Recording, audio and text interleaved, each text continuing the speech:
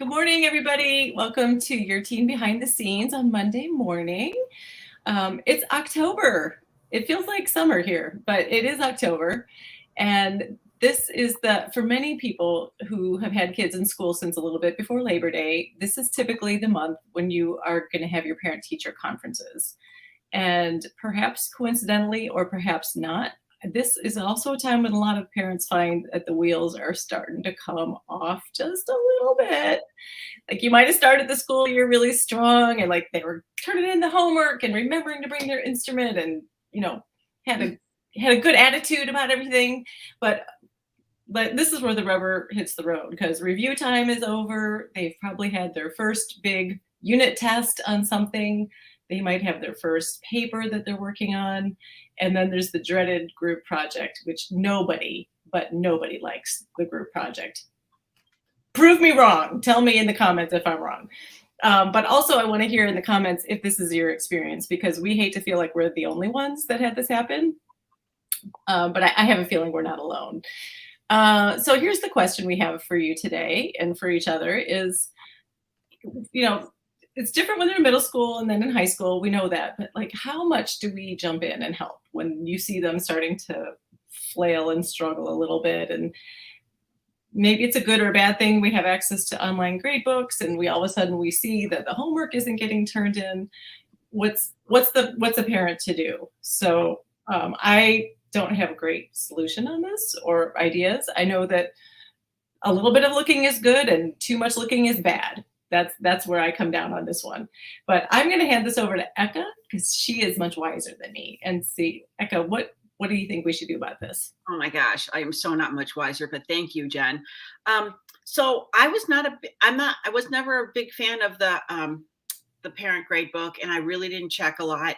I really had the advantage with my younger daughter that she went to a smaller school, and much to her chagrin and embarrassment, I was pretty active in being a volunteer. So I almost felt like I had a lot of access to her teachers. And then, some of her classes had 12, 15 girls in them. So, and then, meeting the teachers on curriculum night, and then they would see me in the halls. I almost felt like I could get like a parent teacher conference just in passing, And so when I would see her teachers in the hall, I would say, "She's doing okay? Yeah. Okay, good."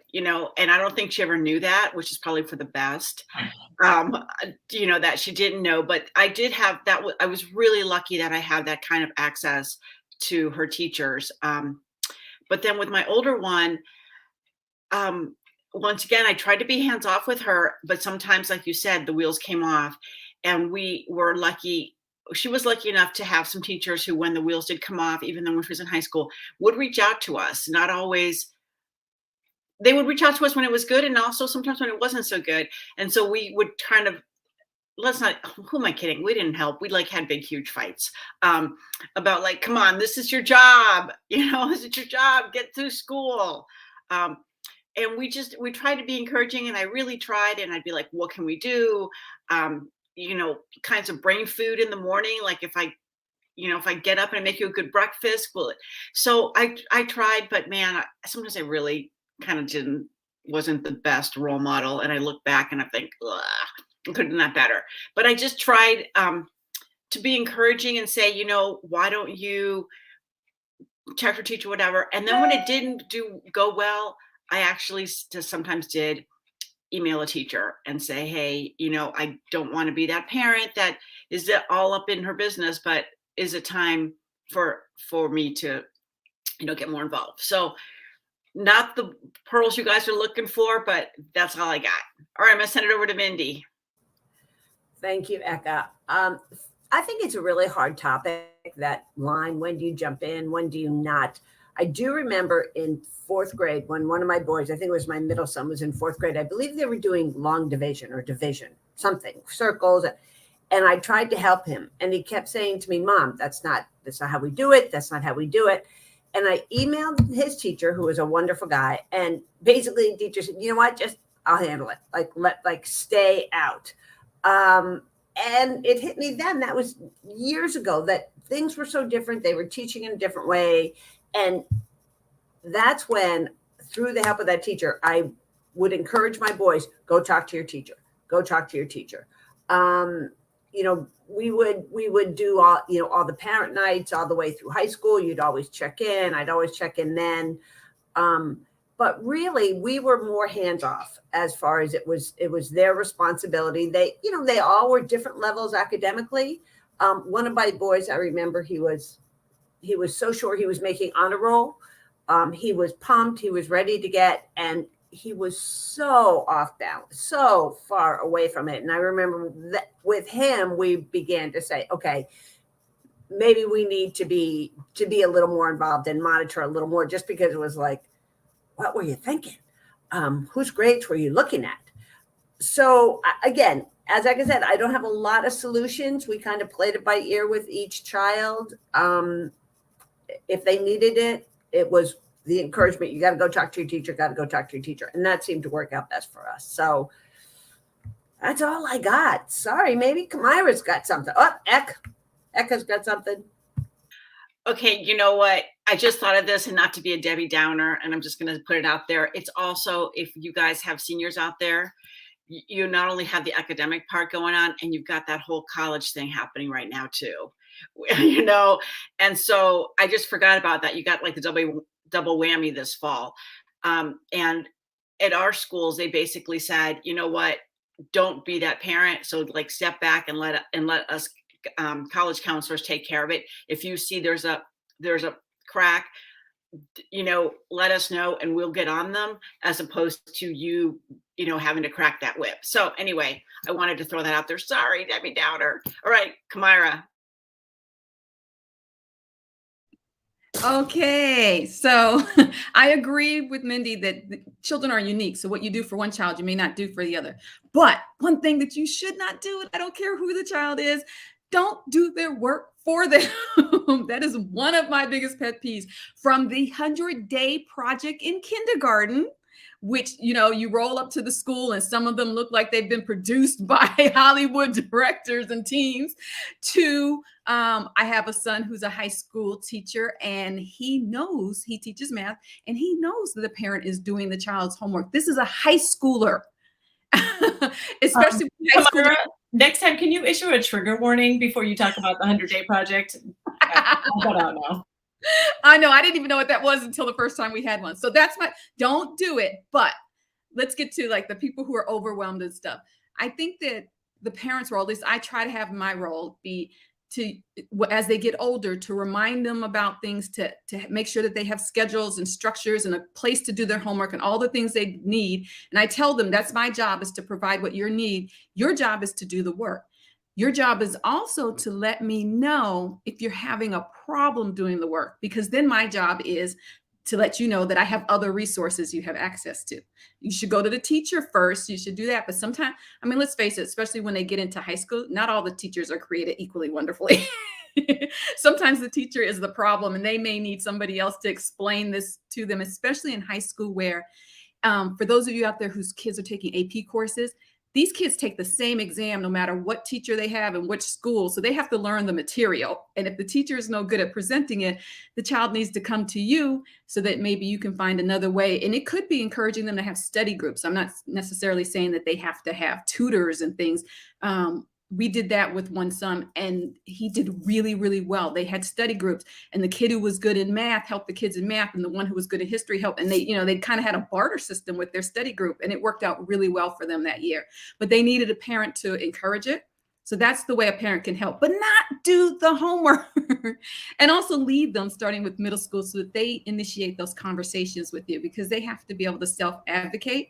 So you shouldn't always be on them. How is it in English? How is it in English? Mm-hmm. You begin that way, and then you slowly take steps back, and pretty soon they'll be able to tell you, English is really good, we're doing this, or English is awful and I don't understand what she's talking about. And at least they're coming to you and they feel empowered. That's what I have. I don't know if it helps anybody. Kamira, just to jump in quickly, what you said about don't do the homework, mm-hmm. and jumping on to Eka's point about college app time. Don't write their essays. Oh no. My gosh. They know, as much as I know parents who wrote their essays. Yes. Do not write your child's essays. They know. They know. And do not pay other people to write them. You can pay people to keep them on track, to help them brainstorm. There's a difference between doing that and paying someone to write the essay for them. And if your college counselors are wonderful for helping keeping them on track, but like teachers, they're not all created equal. So you kind of have to touch base with your student in the beginning of that process. And if you find that your kid didn't have such a hot counselor, there may be somebody else you can find. The best advice I got from someone in this process, a woman whose children were a couple years older, she said, if you can find somebody else to do the college stuff, you won't be the nag on all fronts. So it doesn't necessarily have to be paying for one of those expensive consultants. You could know someone through your faith-based organization who is a retired educator or something like that, who would love to help keep your kid on track and discuss it with them. They kind of get invigorated discussing that stuff. And then you can step back from that.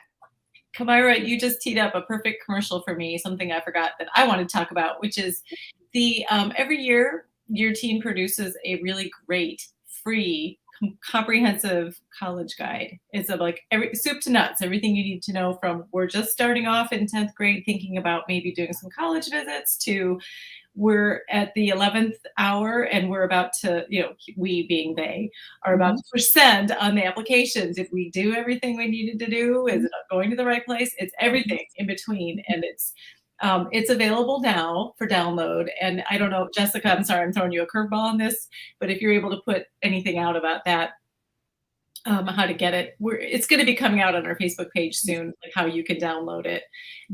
So I agree. Anything you could do to outsource some of those bigger things, it's so much better. One of my favorite parent-teacher conferences I went to, actually it was curriculum night. A teacher said to us, this was in junior year, she said, I will be the homework nag. I will do that. Your job is to love them. My job is to nag them about getting their essay written. It was that year they were going to be writing their college essays in class, which I thought was fabulous. And take advantage of those resources because they don't really want to hear it from us at that stage of the game. Maybe when they're in middle school, you need to be the one sitting next to them. But maybe not even then. Like you could get an older high school kid who's really good and have done that. By the way, they've done algebra more recently than you. It's just a hot tip. Yeah. They remember how to do those things. So maybe you can pay that person a very modest amount and they're both getting something out of it. So outsourcing is a really great strategy. Go ahead. I was going to send it back to you, Kamira, because I know you have something to talk about that you're doing this week too. So back to you. The older kid is good. We've been on both ends of that, having been the older mentor or being the mentee, and that works wonderfully for all levels. It doesn't matter how old they are, including all the way up to college. I didn't know that when one son was applying to college that he had friends who had already applied to schools that he was applying to who talked him through it and gave him their stuff so he could see what it looked like, what a package looks like that's successful for that school. What I have coming up tomorrow on Tuesdays with Kamira, we have Dr. Ross Green. He's going to be here 10:30 a.m. Eastern Time, live, taking questions and talking to us about collaborative and proactive, collaborative proactive system. It's a system of parenting and families, and I got it all wrong. But if you, Dr. Ross Green has lots of best-selling books. He has made a documentary on this. He really knows what he's talking about. So please join us tomorrow at 10:30 a.m.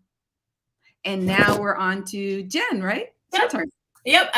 Dee Walker says, hello. Thank you for joining us this morning, Dee. This conversation can continue online even after we hang up here today, because I know that there are people who probably have questions. There was some chatter in our parent Facebook group, which if you're not a part of it, it's a great place to go talk to other parents who are struggling with the same things you are, or just have questions about the same things you do. And again, this is a topic that can be kind of different depending on if they're in 7th grade or 10th or senior. I mean, there's a lot of different touch points along the way. And like everything in parenting, our job is to work our way out of the job. So we know that's the goal, and it's really hard to kind of take your hands off the steering wheel at a certain time and hand it over to them and say, okay, this is your baby. You take it from here. And that can happen at different times for different students. There's not a magic age where that has to happen. But if they are headed to college, ideally it's before they pack up their bag to go. That's all we have for you this morning from us. We'd love to hear from you anytime. And we'll be back here next Monday at 10:30. And then you can see Kamira tomorrow at same bat channel, 10:30. She's going to be talking to her expert, and it's going to be really great. So have a good week, everybody, and we'll see you next time.